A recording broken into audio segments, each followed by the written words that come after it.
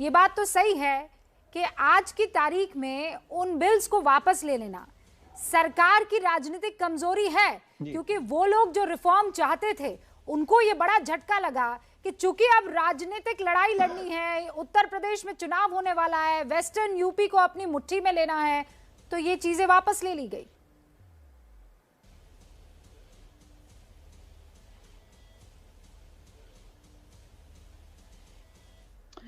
देखिए रूबिका जी, दो बातों को समझना चाहिए कि अगर ये किसान बिल भारतीय जनता पार्टी जो कि कहती है कि किसानों के हित में थे, एक नया युग लाएगी और जिसके लिए 700 किसानों ने शहादतें दी और लगातार भारतीय जनता पार्टी के प्रवक्ता और भारतीय जनता पार्टी को सपोर्ट करने वाले लोग खालिस्तानी, मवाली और अब आप तो लठैत और लंपट भी बोलने लगे हैं, ये बोलते रहे और वो कह नहीं पा रहे कि ये मुट्ठी भर किसान अगर देश के लिए वो इतना हितकारी था तो क्यों आपने उसको वापस ले लिया?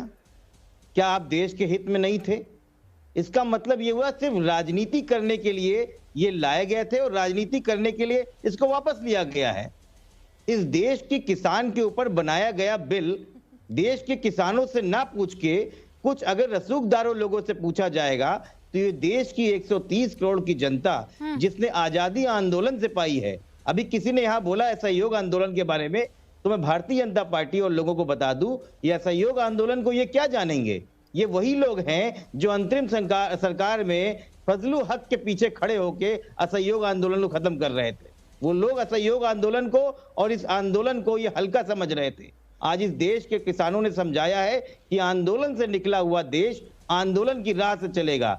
आप हमारी बात मानते हैं तो ठीक, वरना ये पीसफुल आंदोलन चलता रहेगा और अगर आप पीसफुल आंदोलन के आगे नहीं झुकते हैं तो मुश्किल होगी। कुछ बहुत से ऐसे इंसिडेंट हुए हैं जिनको आप पीसफुल तो कतई नहीं कह सकते, लेकिन बावजूद उसके शुभ रास्ता जवाब देना चाह रही है आशुतोष जी, और उसके बाद कुछ किसान नेता हमारे साथ जुड़े, उनके पास हम जाएंगे। पुष्पिन जी आऊंगी और इनका जवाब देना। हाँ बस एक सेकेंड, सुप्रिया श्रीनेत भी कुछ कहना चाह रही, पहले शुभ रास्ता।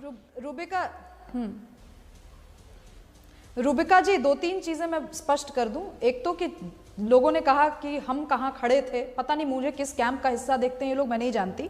मैं आजादी के समय बॉर्ड, जब मैं जन्म ही नहीं मैंने लिया था, तो मैं कैसे बताऊं कि मेरे पुरखे कहां खड़े थे उस समय।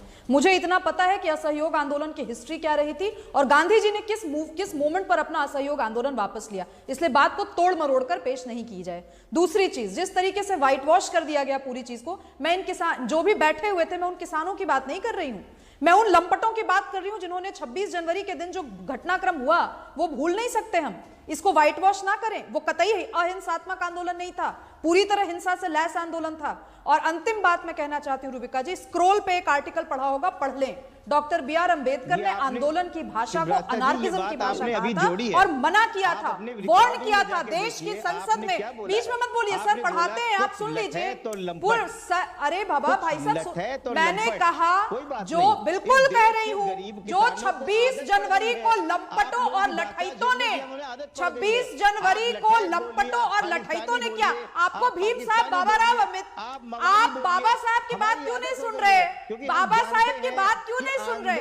उन्होंने कहा था, रूबिका जी यही होता है, रूबिका जी यही होता है। ये ऐसे लोग हैं जो लंपटई को जस्टिफाई करते हैं टेलीविजन कैमरे में। मैं आराम से बात रख रही हूँ, लेकिन एक बार वो अपनी बात रखिए, फिर आप रखिएगा। आशुतोष जी, प्रॉमिस है भाई, इट्स अ प्रॉमिस, एंकर का वादा है। आशुतोष जी, पूरा मौका दिया जाए। मुझे लगता है आशुतोष जी वाचिक लठैती और वाचिक लंपटपन से सुनिए, यहाँ मेरी बात नहीं बोलने दी मुझे। ओके, 20 सेकंड और शुभ रास्ता, और उसके बाद सुप्रिया श्रीनेत भी हाथ उठा रही है। मैंने बाबा साहेब अम्बेडकर के अंतिम स्पीच की बात की जो उन्होंने कॉन्स्टिट्यूएंट असेंबली में दी थी।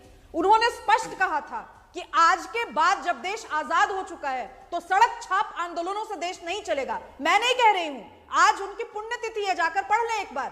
ओके ओके, तो बातों को तोड़ मरोड़ कर पेश ना करें ना। जो मैं कह रही हूं उसके लिए आप अकाउंटेबल, जो मैं नहीं बोल रही हूं कि उन्होंने इमेजिन क्या किया उसका मैं कॉन्ट्रैक्ट लेके नहीं रख सकती।